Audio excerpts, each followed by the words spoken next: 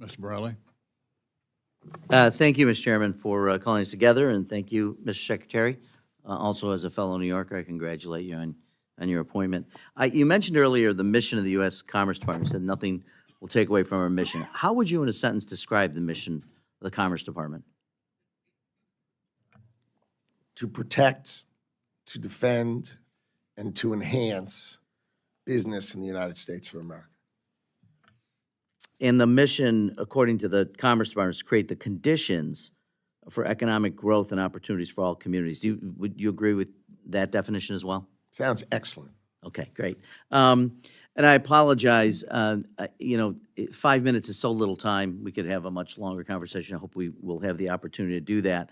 I want to also just reiterate what people have said. This is not your choice, but I would pass along to the president that doing budget hearings when we don't have a budget is really hard to do. It's hard to drill down on numbers we don't have, priorities that you have. I appreciate you being here. I appreciate you defending the administration's approach, but it is really hard to do. So you don't need to respond to that. But I would love if you would provide, to whatever detail you can, the trillions of dollars of investment that have been made during the last couple of months and how we were able to achieve the commitments of those trillions. I will do note, because this subcommittee had a fair amount to do with the CHIPS and Science Act, that I suspect much of the chip investment being made, whether it's in Texas or whether it's in Arizona or made in upstate New York in Syracuse, is partly by the bipartisan CHIPS and Science Act. I hope you'll continue to continue those efforts. I have to say that in talking to folks both in my region and upstate New York, but throughout the state and other folks in the business world, what I hear about most is the need for predictability.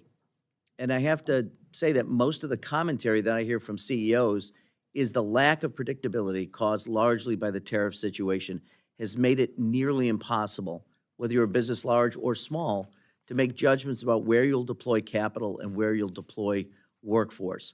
As decisions are made to advance tariffs, sometimes reciprocal, sometimes and then retrench, and then put them back in place, retrench again, that what I'm hearing, and this is different clearly than what you're hearing, because I feel like we live in maybe an alternative reality, that many people are not making decisions at all on investment because they don't know whether the president intends to follow through.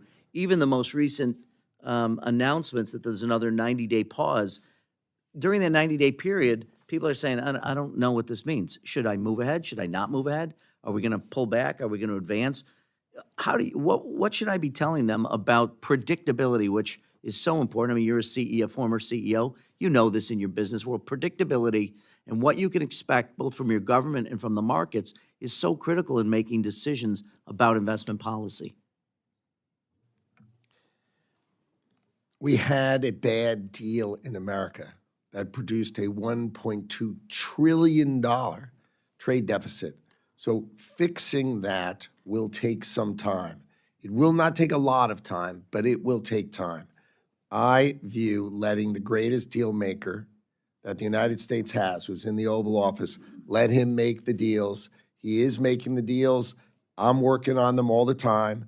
The deal for America will be opening access to markets that have been closed for hundreds of billions of dollars, and then charging and protecting industries which have been attacked by foreigners like steel and aluminum, where the foreign governments, they give, you imagine, a steel blast furnace. You think how that melts? Yeah, they give free or very cheap energy, and they make it unfair. So we're just going to get to a better deal for America, and it won't take that long, but it's a better deal for America. Well, I appreciate. I think many people would not agree with your assessment that the occupant of the White House is the greatest deal maker ever. I'm certainly not the greatest deal maker ever. I've never gone bankrupt in businesses that I've been involved in.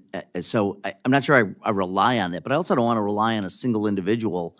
But to my point, the advancing of tariffs and then bringing them back and causing, but how that goes to the predictability issue. I don't know how people can rely on what the tariff situation is going to be, even when the courts in the United States have said emergency powers expressed by the president are well beyond what was envisioned by the Congress. So on predictability, I would just say, because I think we'll probably agree to disagree, I would just leave you with what I'm hearing from people is not making investments, not being willing to make decisions because they don't know what to rely on. And frankly, I don't want to get into name calling. I know what people have said about the president and the whole thing. That's not important to me. What's important to me is advancing American interests. And look, that's what we were trying to do in the past for all the criticisms of the previous administration. Both Congress and the administration were interested in investing in core industries that were so vital to our national and economic security. I'd love to talk to you further, whether in settings like this or offline, because I really do think we all want to advance American interests. So thank you, Mr. Chairman. I yield back.